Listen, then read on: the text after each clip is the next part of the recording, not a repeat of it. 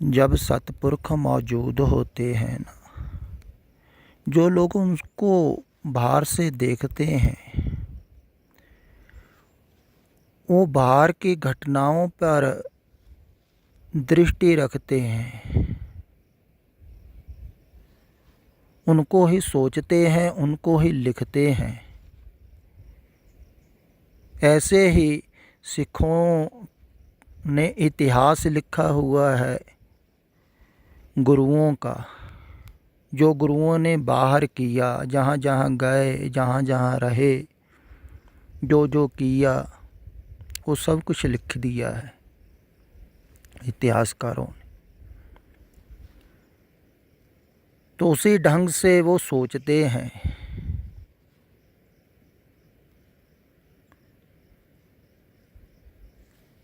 लेकिन जब भी कोई अपने अंतरतम में जाएगा ना, वो जानेगा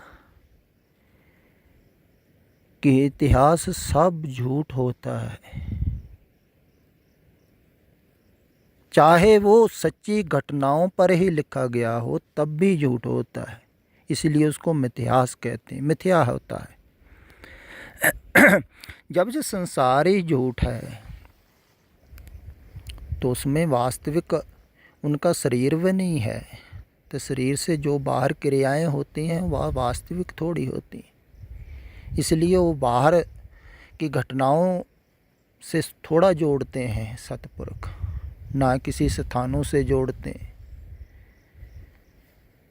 वो इतिहास लिखवाते भी नहीं हैं, गुरुओं ने इतिहास नहीं लिखवाया है। इतिहास बहुत बाद में लिखा जाता है।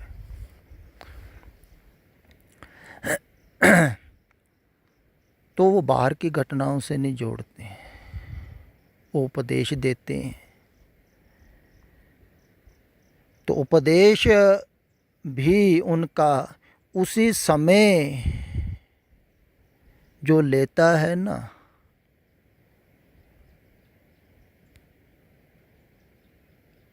उसी के गहरे अंतरतम में बसता है।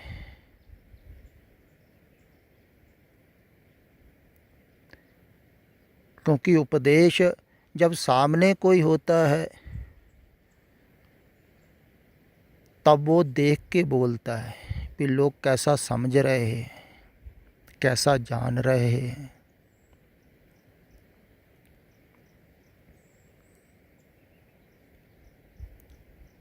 उनको समझाता है, बुझाता है। अब देखो, सिख कहते हैं कि गुरु अमृत की दात देता है, अमृत का दाता है, लेकिन मांग रहे हैं गुरु से मृत। मृत को ही मांग रहे हैं ना, संसार को मांग रहे हैं। गुरुद्वारा में जाते क्या मांगते हैं? संसार, मृत, झूठ मांग रहे हैं। वो सच दे रहे हैं, वो अमृत दे रहे थे, तो ये मांग रहे हैं मृत।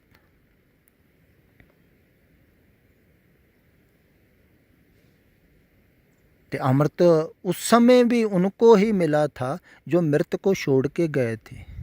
देखो, 5 प्यारे मृत को छोड़ के गए ना, तो उसके सामने उनके सभी मृत जो भी था उनके पास, वो सारा ही छोड़ दिया, मन ही छोड़ दिया, मृत का सृजनहार ही छोड़ दिया। अब मृत की सर्जना कहाँ से होगी? वो ही ढह ढेरी कर दिया। मन बेचे सतगुर के पास, ते सेवक के कार्य रास। उनका कार्य रास हो गया था, तो मृत छोड़ के गए। तो लोग मृत मांग रहे हैं धार्मिक स्थानों पर, साधु महात्मा के पास। तो मृत में उलझे हुए हैं लोग, मृत को वास्तविक समझ रहे हैं जो मर रहा है। तो कोई छुड़ा नहीं रहा है, कोई नाम जपा रहा, कोई ध्यान करवा रहा, कोई नहीं कहता। इसीलिए ज़्यादा उनका असर है, क्योंकि करोड़ों ही लोग कह रहे हैं कि बस ऐसे नाम जपो संसार बनाया किस लिए, वो कहते अगर रहना नहीं है इसमें, परमात्मा के संसार ऐसा समझो।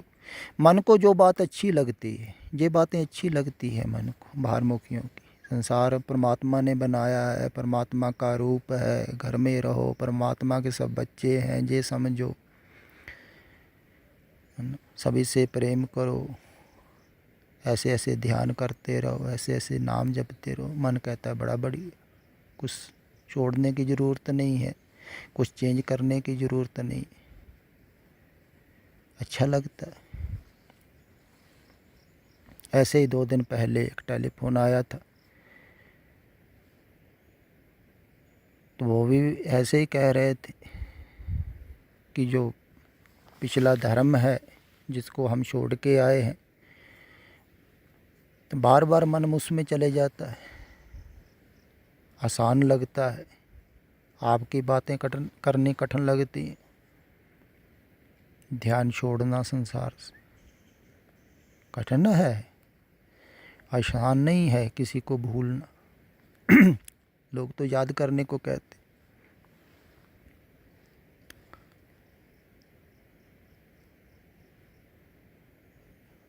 तो जो अमृत का प्याला पिला भी रहे हैं,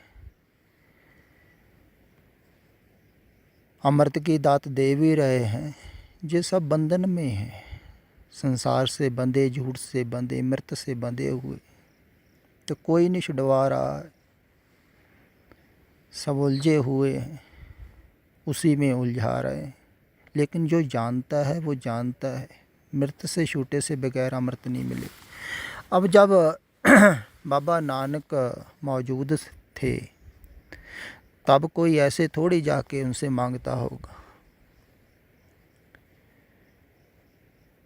कि कृपा करो, मेरे घर में कारोबार नहीं चल रहा है, मेरा धंधा नहीं चल रहा है, कृपा कर दो, मैं विदेश चले जाऊं, इसकी शादी हो जाए, बेटे की ये मिल जाए, वो हो जाए, बीमारी दूर हो जाए। अब लोग मांग रहे हैं उनका उपदेश, जो उपदेश मुक्त करने वाला है मृत से, उस उपदेश से भी मृत ही मांगा जा रहा है। प्रचारक भी ऐसा ही कह रहे हैं। एक बड़ा बड़ा प्रचारक कह रहा था कि अगर कोई रोज़ जपजी साहब का पाठ करेगा ना, वो कभी असफल नहीं होगा, उसकी सफलता निश्चित है हर काम में। देखो, अब वो उपदेश जो संसार में सफल होने के लिए थोड़ी है, कोई समझ नहीं ना रहा है, तो कोई बीमारी दूर करने के लिए पढ़ रहा है, कोई किसी तरह पढ़ रहा है। देखो कैसी दुर्दशा हो जाती है गुरु के उपदेशों की भी बाद में। अब उपदेश पढ़ के कैसे कोई मुक्त होगा? उपदेश पढ़ के तो झूठ से छुटकारा नहीं हो रहा है, मृत से छुटकारा नहीं हो रहा है।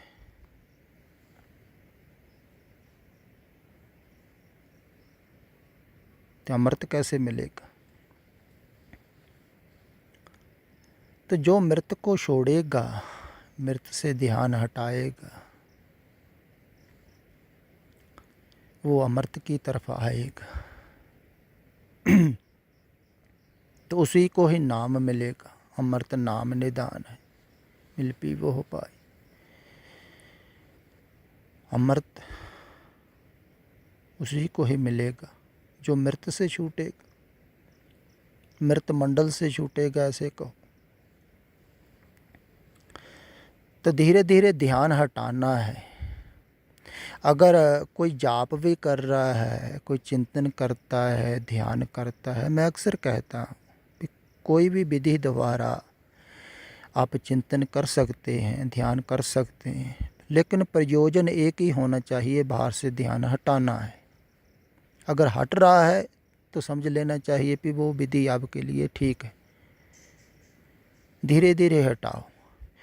फिर हर वक्त ही ख्याल रखो कि संसार वास्तविक नहीं है। थोड़ा सा होश से जियो, सुचेत होके जियो। ख्याल रखो क्या है वास्तविक, जहाँ कुछ भी नहीं है। सब भाग दौड़ रहे हैं। जितना जितना आप होश में आओगे उतना उतनी असलियत संसार की दिखेगी। बेहोश आदमी को असलियत थोड़ी दिखती है संसार की। जैसे रात को कोई सोया सपना देख रहा है, तब वास्तविक जो बाहर हो रहा है उसको दिखाई थोड़ी देता। बेहोश है, उस सपने में मज़े ले रहा है। ऐसे संसार में जो मज़े ले रहे हैं वो दिख रहे हैं, आपको मज़े ले रहे हैं। लेकिन थोड़ा सा होश में आओगे तब पता लगेगा ना, मज़ा यहाँ कोई भी नहीं ले रहा है। सब दुखों की कोई तैयारी कर रहा है, नरकों की। कोई नरक में पड़ा हुआ है, कोई सपने देख रहा है स्वर्गों के सपने, लेकिन जा रहा है नरक की तरफ। जैसे कहा है ना, लोड़े है दाख बजोरियाँ किक्कर बीत जाए जाट।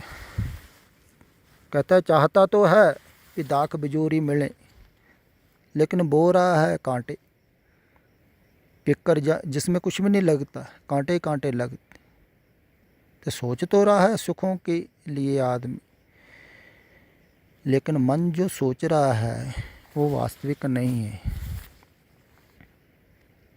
मन धोखा देता है, इसलिए मनमुख धोखा खाते हैं जो मन के पीछे चलते। इसलिए मनमुख को अंधा कहा है, क्योंकि मन ही अंधा है। मन संसार की तरफ पैदा हुआ, मृत की तरफ पैदा हुआ है, तो अंधा तो है ही। जो नहीं है उसमें पैदा हुआ है। तो जो मन की नहीं सुनता है,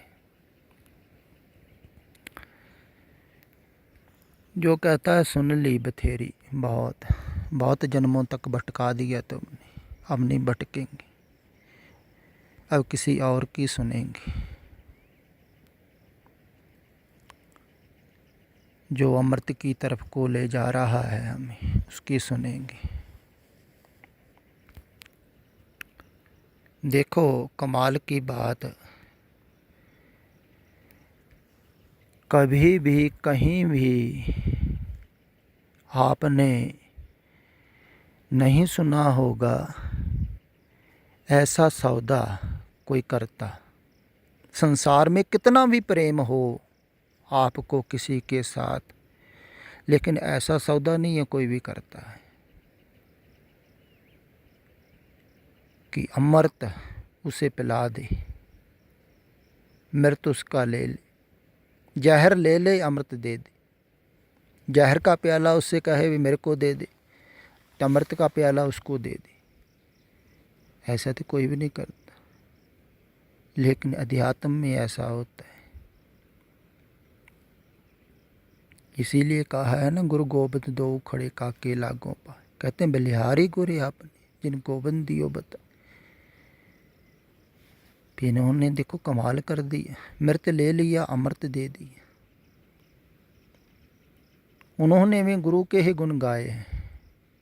देखो, क्योंकि अपने आप नहीं ना छूटता है मन ऐसा ही है जैसे कोई प्रेमी कहे ना, अगर उस तरफ जाना है मेरी लाश से गुजर के जाना पड़ेगा।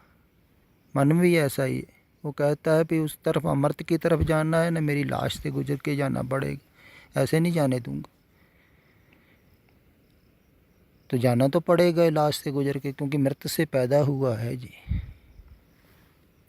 तो जब मृत छूटेगी तो इसके तो दम निकल ही गया पहले, तो इसको भी पता है मरना पड़ेगा, लेकिन मरना नहीं ना चाहता है मन। तो मन के आगे जो दरवाज़ा है अमृत का, जिसको 10वां द्वार भी कहा है, उसको आदमी नहीं खोल सकता है, मन नहीं खोल सकता है, क्योंकि मन को तो पहले ही मरना है। वो दरवाज़ा आगे, इसीलिए कहा है ना, बज्र कपाट ना खुले गुरु शब्द खुलीजे। गुरु के उपदेश द्वारा खुलता है।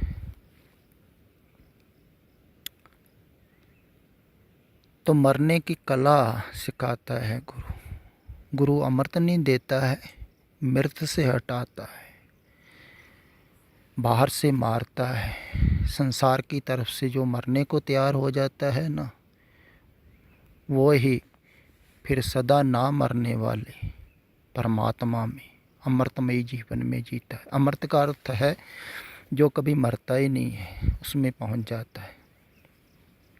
तो जो मरता है उसको वो छोड़ देता है। तो जो छोड़ने को तैयार है उसी को ही अमृत मिलता है। ऐसा नहीं कोई देता है, नहीं, मिलता है। मिलता है कृपा द्वारा, बख्शिश द्वारा, मेहर द्वारा। वो गुरु कृपा कहो या परमात्मा की कृपा कहो, एक ही बात है। तो कृपा होती है जब कोई अमल करता है, अमल करता है, गहराई में जाता है, उसको पता लगता है, भावना पैदा होती है, वो और अमल करता है और भावना बढ़ती है, प्रेम बढ़ता है, श्रद्धा बढ़ती है।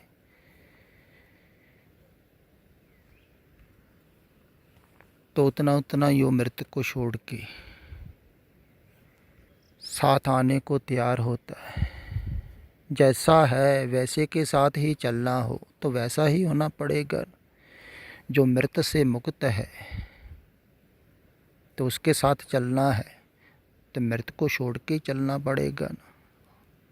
तो जो मृत्यु को छोड़ेगा वो अमृत में चलेगा ना, तो फिर निश्चिंत हो जाएगा। क्योंकि मरने का ही डर है, फिर न डर है न भय, निर्भय हो गया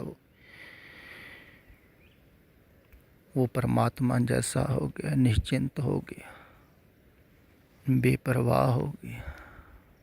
तो वास्तविक जीवन उसका है, ना कोई चिंता ना फिक्र, क्योंकि उसको अमृत मिल गया। चिंता काहे की है, सब कुछ मिल गया।